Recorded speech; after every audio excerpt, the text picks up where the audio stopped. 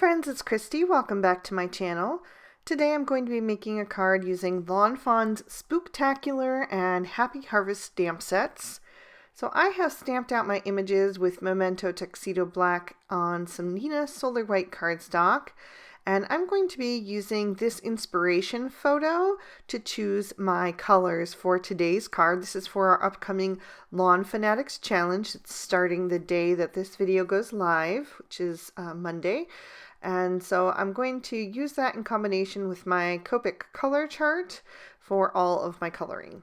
I'm starting with my cat, and for him I'm using W3, W5, and W7. I'm starting with my W7 and laying in some shadows.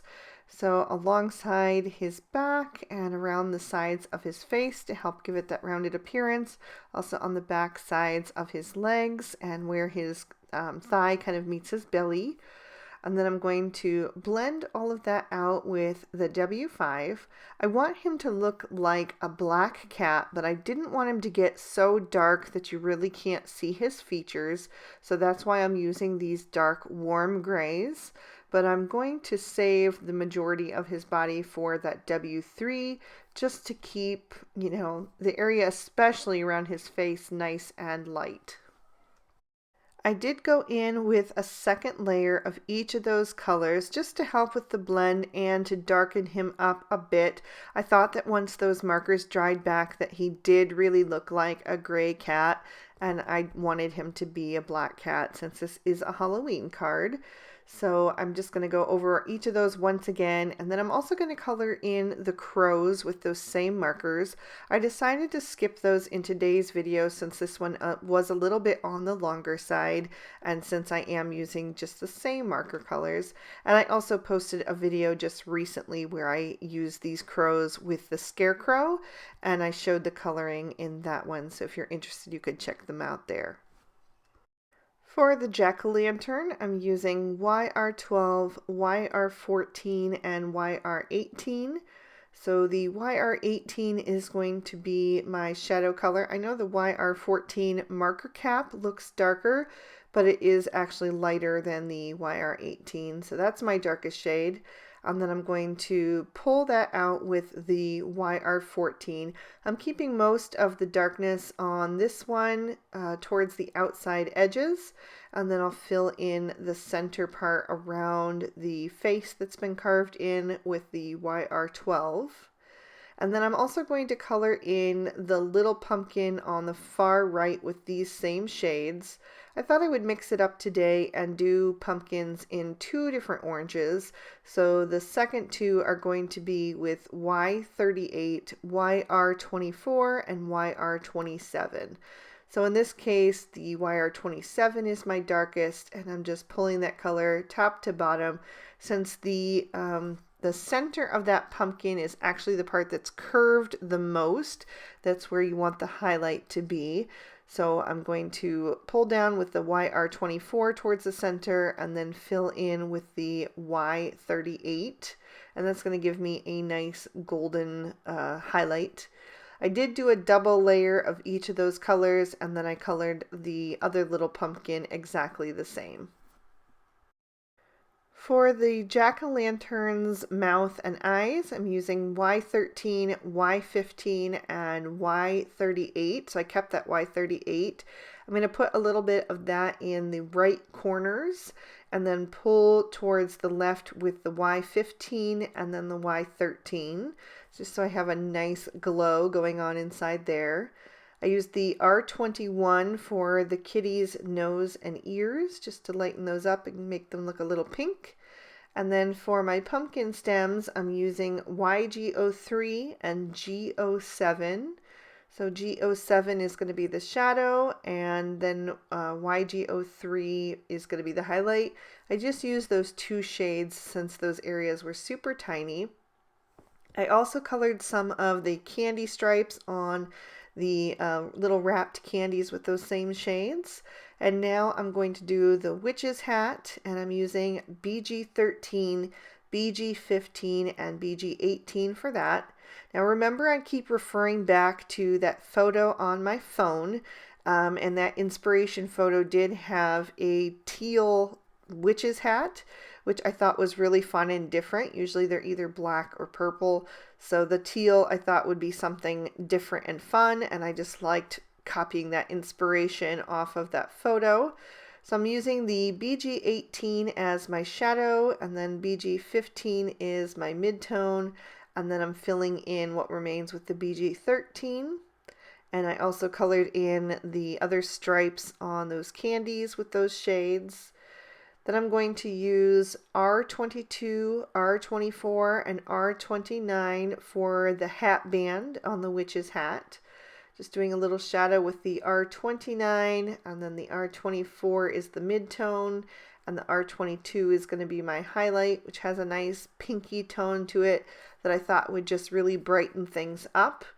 And I'll pull that inspiration photo in one more time to the frame so you can see how I was inspired, and then I will trim all of these images out with the matching dies.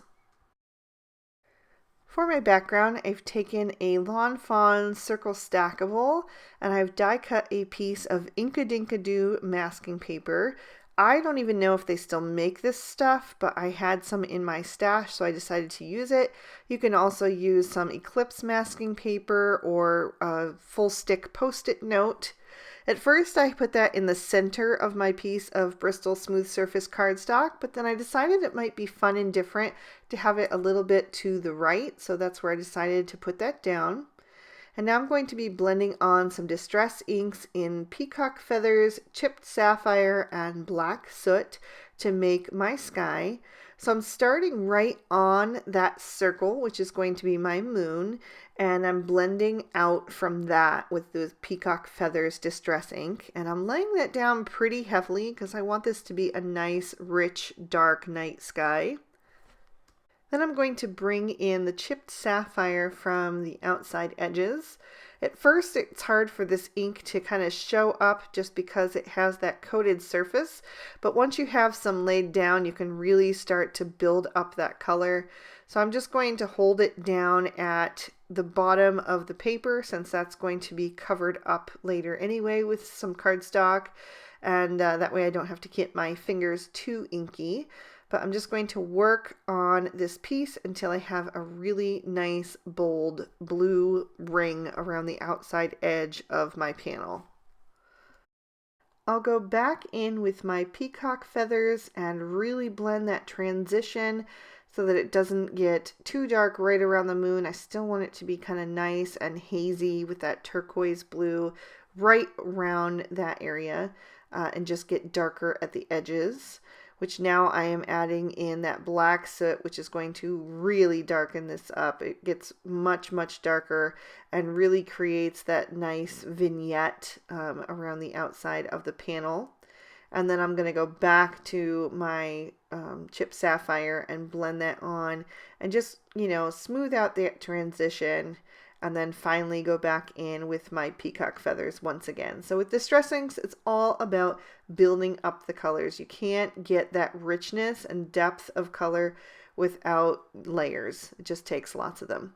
So now I'm going to take some Purr-Fect pearls. I've got this in a little mini mister mixed in with some water, and I'm going to spritz that all over the background. It's going to give a nice pearlescent look to the background. I'm also going to take a little bit of my Tim Holtz Distress Sprayer and add some water droplets, and then I'll pick that up with a paper towel. While that's drying, I have trimmed down a hill using the Stitch Hillside borders out of some black licorice cardstock.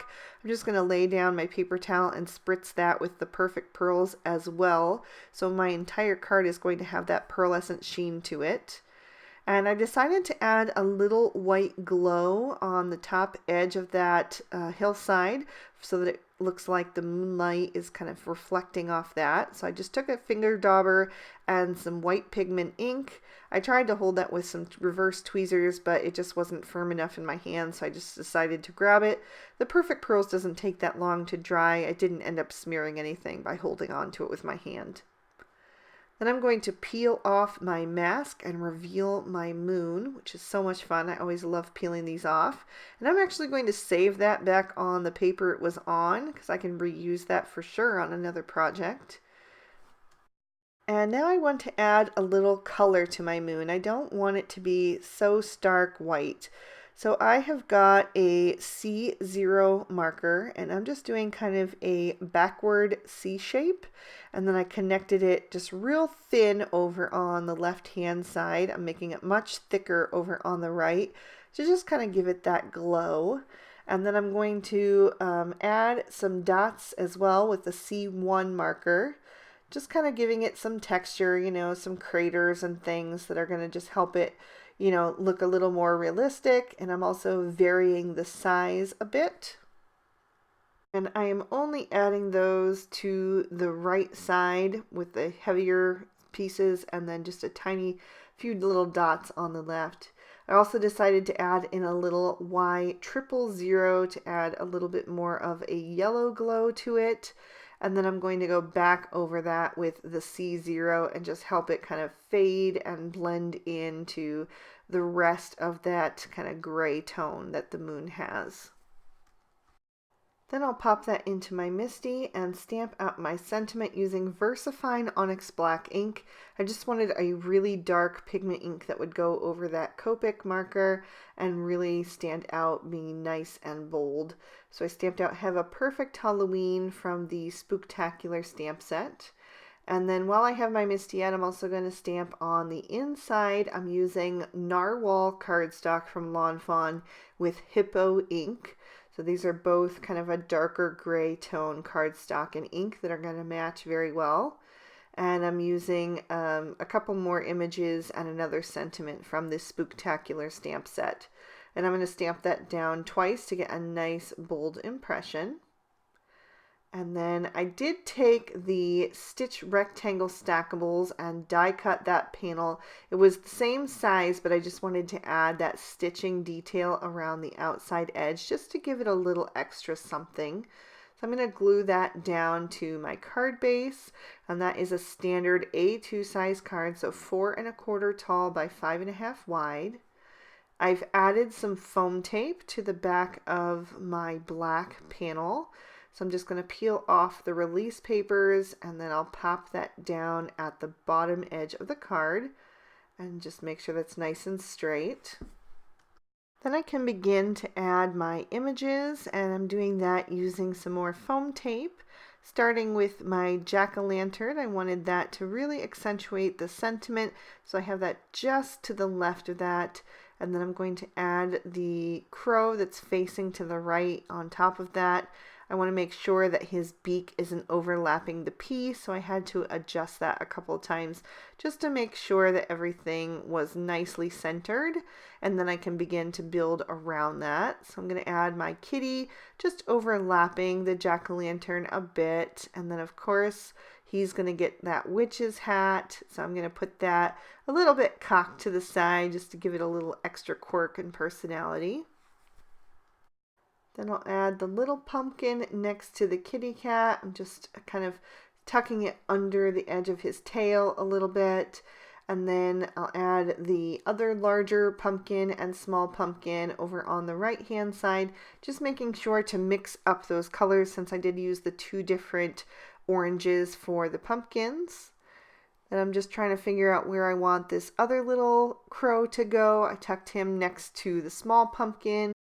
And then I decided I wanted to have some clouds in my sky, so I die cut some more narwhal cardstock out of the Spring Showers dies, and then I'm taking the white ink that's left on my finger dauber, that white pigment ink that I use for the edge of the hillside, and I'm just kind of softening that up a little bit and making it look like the moon is going to be casting a glow on the clouds in the direction that they're facing. So on the cloud that's going over on the left hand side, I put it on the bottom right edge, and I just lifted up the kitty cat's hat a bit so it could tuck underneath. And then the other little cloud, it's also on the bottom right edge so that the moon could be casting its glow that way. And then for the cloud that's going on the right hand side, I did it in the reverse. So that one has the glow on the bottom left, and then I'm going to add the flying crow right over top of that, just overlapping both the cloud and the edge of the moon. Just incorporate all of that into the scene. And then I've got all of these little candies. I did also add in a third color of candy. It's going to be a blue and purple striped candy, and I just thought that matched the background of the inspiration photo a little bit more. So I'm just going to add a few of those here and there sprinkled around until I'm happy with the way that they look. I'm going to take my black Sakura Jelly Roll pen, just get it started, and then go over the eyes of all of the crows and the cat just to make them nice and bright and really bring them to life. This is a step that I love to do, especially on darker colored images. It just really makes the eyes pop. And then I decided to take my white gel pen and add some stars to the sky. So I'm just doing little dots. Some of them are larger and some of them are smaller so that they have some different depths to them, and just add them here and there wherever I think that they look good. And then to tie in all of that sparkle from the Purr-Fect pearls, I decided to add a layer of my Spectrum Noir clear glitter overlay pen to different areas of the card. I did the buckle on the witch's hat and the beaks of the crows, and then all of the candies, and also the inside of the jack-o'-lantern's mouth and eyes. I just thought that would be really pretty, especially on a night scene card, to have that glimmer that really catches the light when you tip it, you know, back and forth. So it's really going to draw the viewer's eye. So that is going to finish off my card for today. There you can see how it really sparkles in the light. And there's another peek at the inside. And I'm going to pull in the inspiration photo once again so you can see how that matches.